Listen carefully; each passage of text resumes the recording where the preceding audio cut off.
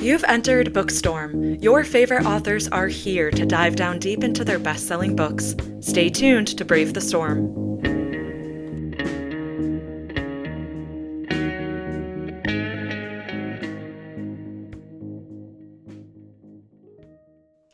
Welcome back to Bookstorm Podcast listeners. I'm your co-host, Kristen Civiletto, and with me today is Julia Noel Rose. And we're just thrilled that you are tuning in from 105 countries and territories and all 50 states. And we know why. It's because we're bringing you your favorite and the very best authors out there. Today is no exception. We are welcoming USA Today and New York Times bestselling author, Laura Griffin. Welcome, Laura. Thank you for inviting me. I'm thrilled to be here. Well, we are excited because we're talking about your new book, Innocence Road. And before we do, I want to tell our listeners just a little bit about your background. They love hearing about some of those things. Now, as I mentioned, you are a New York Times and USA Today bestselling author of more than 30 books and novellas, which is just an incredible achievement in and of itself.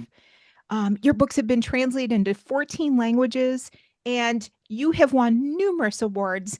And I want to just highlight a couple. The Rita Award, which I think that was for Scorch and Whisper of Warning. Also Whisper right? of Warning. Yes.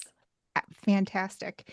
You are a recipient of the Daphne du Maurier Award for Untraceable, which is so prestigious. That's amazing. And I love that one of your books was named by Publishers Weekly as one of the best books of 2018, Desperate Girls. Is that right? Yes. Thank you. Wonderful. And you live in Austin, Texas with your family. And we love that you're probably hard at work on your next novel, we're hoping. I am. It's always more about that in just a little bit. Okay. Yeah. It's kind of fun when you're writing books because you might have multiple ones in different stages at different times. So that's kind of keeps it very interesting. Oh, I'm sure.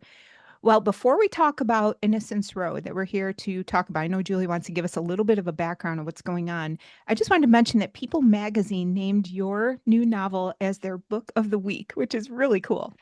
Thank you. I'm so excited about that. And I was thrilled that it happened on a week where it's their Sexiest Man of the Year cover. So I understand that's one of their popular magazines of the year.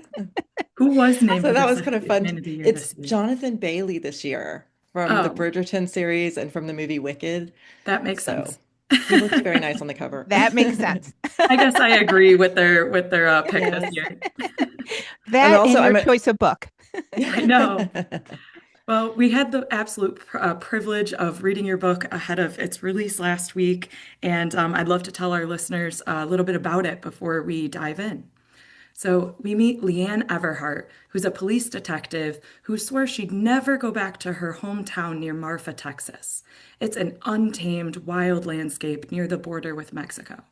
But as life would have it, circumstances change, and she returns to help her brother, only to find her town still torn apart by a decades-old murder. Her father had investigated this murder of a popular young white woman back in the day, and they found someone to serve time for the injustice. But there's been a development, and they might have put the wrong person in prison. While her department faces mounting backlash over this recent wrongful conviction, which is now an unsolved case, Leanne is called to a fresh crime scene at the edge of the desert. A nameless woman was found murdered with no clues as to her identity. And as Leanne digs into the crime scene evidence, she grows convinced that this latest murder is linked with her father's case from long ago. And she suspects also to multiple cold cases, all unnamed female victims that have been shelved by her department without leads. Now, with conflicted loyalties and no allies, Leanne must overcome her father's professional legacy and hunt down a serial killer, one who's been preying on local women for 2 decades and growing bolder and more ruthless with every strike. Did you have anything that you wanted to add? I tried to avoid spoilers. Oh, yes. I appreciate you avoiding spoilers. Yeah, that sounds like a good summary. Awesome. Then I'd love to jump right in. And on that topic of legacy, I just want to zero in on this father-daughter relationship. She's returned to her own hometown as a detective, and her late father was long with this department and oversaw this controversial investigation of a murder of a teenager from a very well-known local family. And it seemed to divide the town then and now. And we were wondering if you could talk a little bit about how Leanne's father's shadow looms over just not just the community, but her career specifically. And especially as now that questions are arising about the investigation that he did. Yeah, so Leanne, as you said, her father was a detective in the town, the police department, and he was kind of a legend in law enforcement circles. And so he's got quite a reputation, and she feels as though his reputation is one of the reasons she even got hired by the police department in the first place when she moves back to the town of Madrone from Dallas, where she did her police training. Um, and her father, he's passed away now, so she's kind of grappling with the aftermath of his death. But we find out that he's kind of the moral compass of Leanne in the story. And, she's looked up to him all her life. She followed in his footsteps professionally. She's always admired his integrity. And, people have always said, you're so much like your father. As she gets farther and farther down the path of the investigation, she starts to kind of come across some family secrets and unearth some things about her past and her father's past. And she starts to really question if she even really knew him at all, because some of the things that she took to be true, she's now having some doubts. And so part of the story is her solving a murder investigation. Part of the story is her kind of solving an investigation of her own family and the legacy of her father who's now gone. So she's kind of trying to piece together two different puzzles at the same time. Yeah, I'm familiar with my parents, following in footsteps and being in that same type of world. And I was thinking about how since he's passed, he's almost defenseless. Like she's uncovering things and he can't, step up and defend himself. So she's kind of wrestling with muddying his name and which is, Mhm. also her name. So Yeah. that's a And she really wants to have faith in him because, he's such a role model for her. And, in her mind, in her eyes, he can do no wrong. But, she's an adult now and she's learning that a lot of people in her life that she once, you know, held in such high regard are maybe not the perfect people that she thought. So it's part of her just becoming an adult and maturing and really realizing that a lot of the things that she counted on for her whole life are maybe not what she thought. Yeah. Laura, you were wrestling with some heavy duty topics underlying the story of racism, of classism. And there was a particular point where I just had to stop and think on this for a little bit. Another unidentified woman's body had been found in the high desert. And Leanne's chief says to her, and this is a quote, "These people live and die under the radar. There's no report because there's no one to file a report." And he basically was saying to her, no one cares and stop wasting departmental money doing going to the nth degree and turning over every rock. But that wasn't the case when a white, affluent young woman was killed. And so I wanted to ask you about this because the chief's comments to me, they hit me hard because there was this fundamental disregard for human life, no matter what color you are or where you come from. And I wanted to know if you would talk a little bit more about that topic. It was so important in the story. Yeah, thank you for bringing up that theme. So in the story, the chief kind of represents the law enforcement perspective, and in his mind, they found several victims in the desert, and they're unidentified. And based on the few clues that they have, he thinks that they were migrants crossing the desert illegally, and so he's very dismissive of the importance of solving these murder cases. They were clearly murdered, they were clearly victims of horrible violence, but they're just not top priority for him. Even the long ago murder of this white teenager who was a rancher's daughter, even though that crime happened like 16 years in the past, he's much more focused on what happened there than he is on trying to solve these fresh murder cases that Leanne is been put in charge of. And she starts to suspect that maybe he put her in charge of these cases because he doesn't really care if they get solved. And she's kind of the new one, and she's the younger detective, and he's been so dismissive. He represents that law enforcement perspective, just kind of sees the world in black and white. And then there's another character in the story, the woman who actually finds the body in the desert that starts off the murder investigation. And she is a member of a group called the Desert Angels. And she and her group, they leave water jugs out in the desert for people that are crossing so they don't die of dehydration. And she feels that it's her Christian duty to help people that are crossing the desert and could potentially die of dehydration. So it's two people, and ironically, they're both in the same family. It's the police chief and his sister-in-law.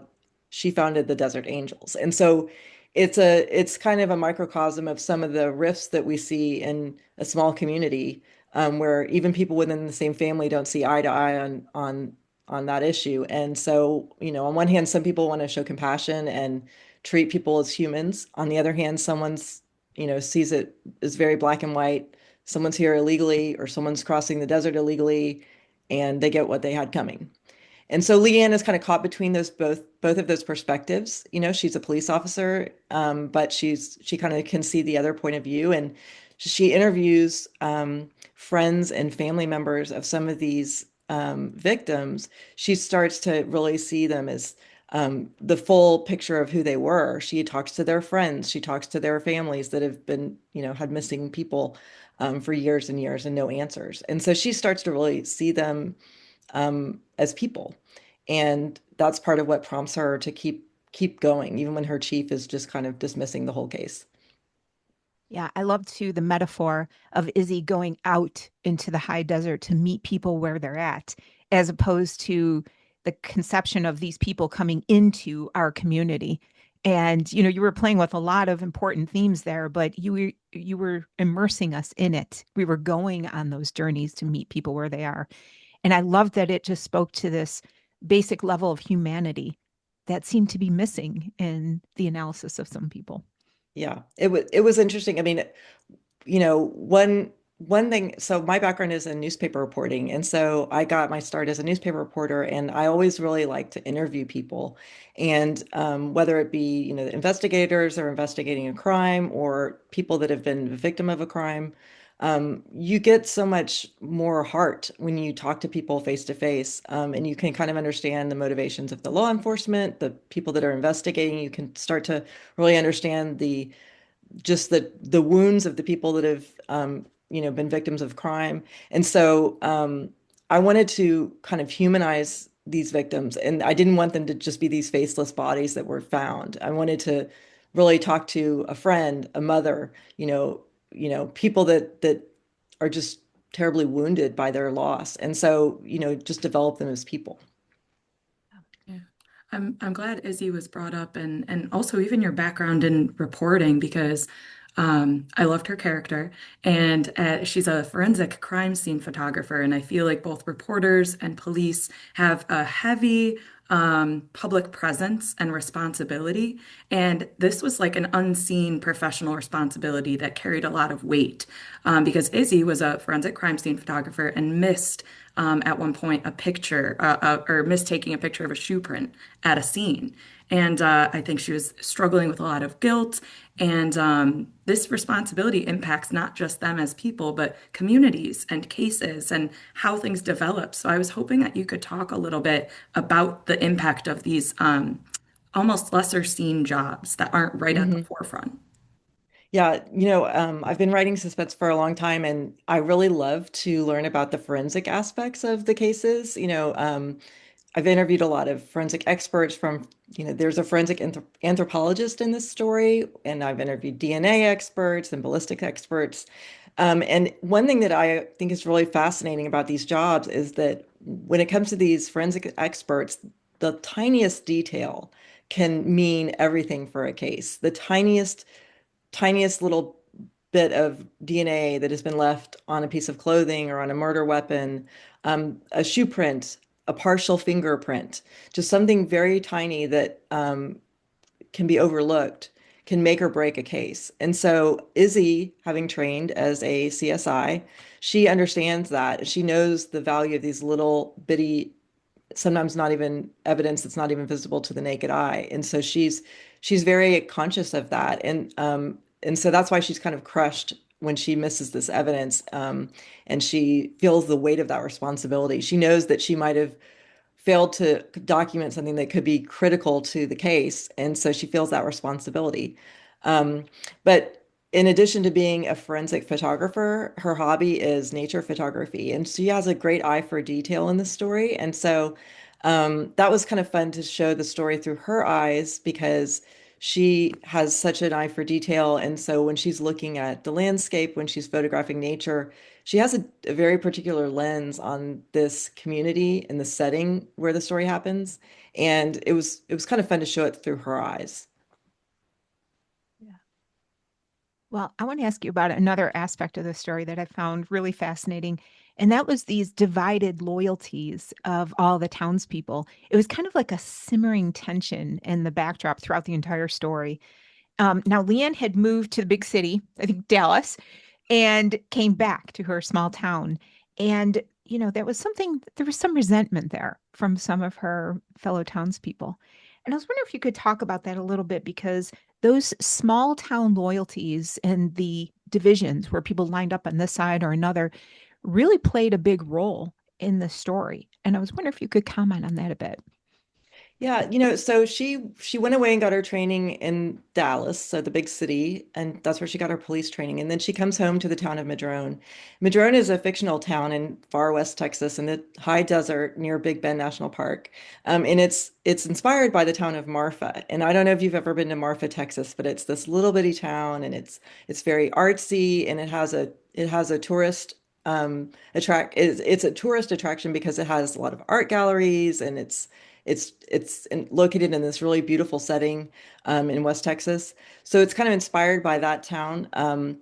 This town where Leanne lives is at a crossroads because, like a lot of small towns that are near national parks, they've had this influx of urbanites that have come in, especially after the pandemic. A lot of people kind of fled the big cities and they all wanted to get out into nature and get away from these urban centers.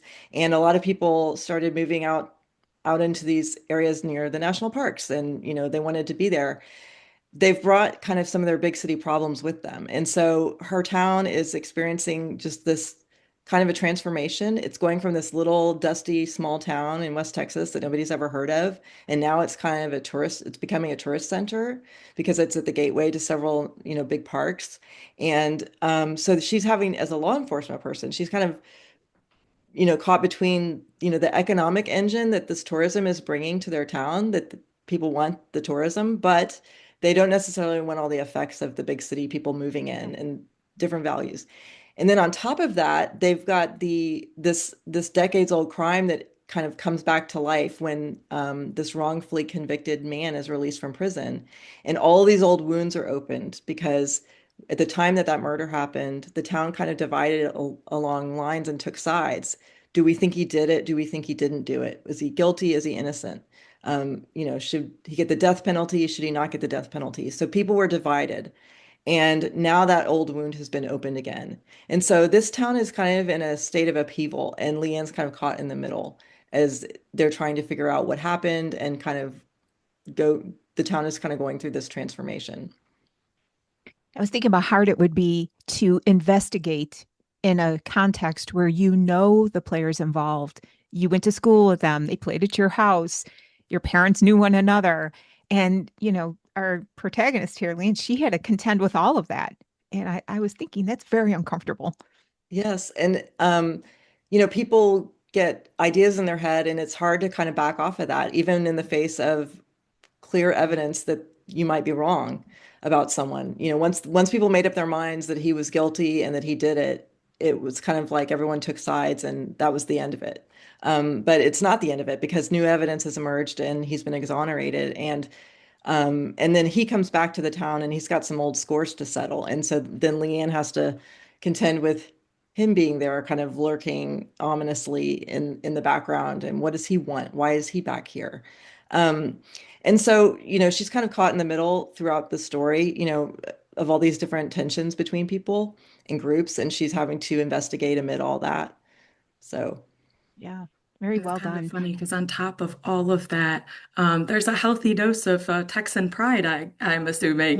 People don't want to be wrong and they want to support their beliefs, yeah. right? And nobody more than she. I mean, she's the daughter of one of the lead investigators on the case, and she's a cop. And so she doesn't want to know that people made mistakes. She doesn't really want to have to confront that. But the truth is kind of staring them in the face. There were mistakes that were made, and were they made on purpose or were they made by accident? What happened? What went wrong? And she has to kind of go back and face that. And so it's kind of that's part of her journey in the story is just having to come to terms with those truths that she doesn't really want to face. Absolutely. And our listeners are going to have to pick up your book to find out. So I just wanted to show them this awesome cover one more time. It's really cool. It's beautiful. It Thank really you. is. It was And awesome.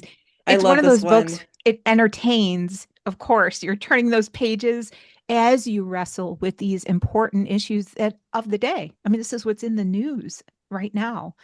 And you don't have like a perspective you necessarily want your reader to conclude. You're showing people as people. So fantastic job.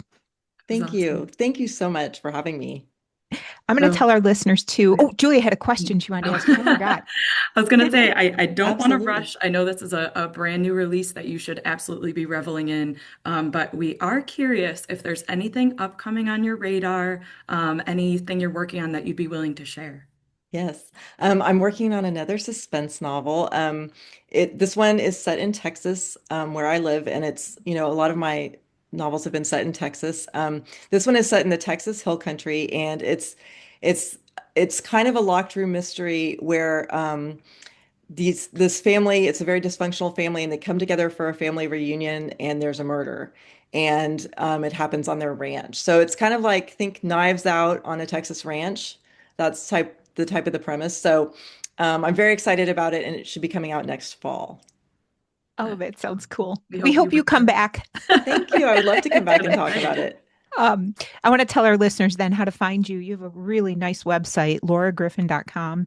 And I also have to have a shout out because I think I read that you are a Vanderbilt grad, as am I I. am a Vanderbilt grad. All right, Oh, I here didn't we know go. that. Wonderful. That's Go pretty cool. Doors. I went to law school at Vanderbilt, and it was just an amazing experience there. I'm sure you had a great one as well.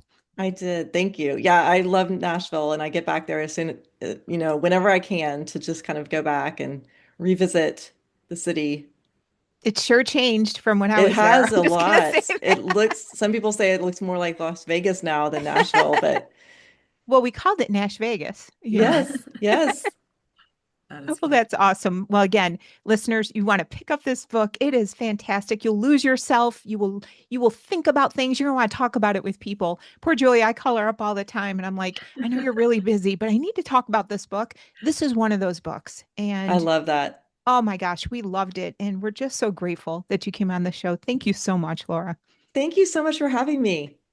I am so glad that we had that chance to talk to Laura because she is tackling these big themes that literally are on the news. When we talk about immigration, when we talk about, you know, people's attitudes towards one another, we have so much of that simmering in this story. And again, it's not preachy. It doesn't tell you what to think or how to think. It just presents a picture of things that need to be addressed and need to be thought about. And she Seems is laced phenomenal. with her hometown Yes. experience, I guess. Yeah, absolutely. Loved it. I hope everybody picks up this book. People should be talking about this book. It's fantastic and entertaining. It'll keep you turning those pages, there's no doubt. So, listeners, I want to tell you about some other authors that we have coming up. We're so excited. We've got Lynn Cullen with When We Were Brilliant, Ryan Steck and Simon Gervais with The Second Son, Liza Palmer, Young Fools, Brad Meltzer, The Viper, James Crepando with The Right to Remain, Allison Brennan, Make It Out Alive, Brooke Fast, Cage a Wild Bird, Caitlin Rother with Hooked, Kate White's coming back for I Came Back for You, Mariah Blake, They Poisoned the World, and so many more. If you check our website, you'll see we're just putting up these fantastic interviews with wonderful discussions.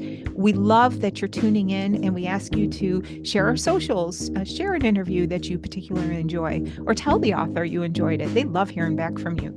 You can find us on bookstormpodcast.com. You can find us on Instagram, on X, we're on YouTube. And listeners, we know why you're coming back to Bookstorm Podcast time and again. It's because your favorite authors are here live on the show.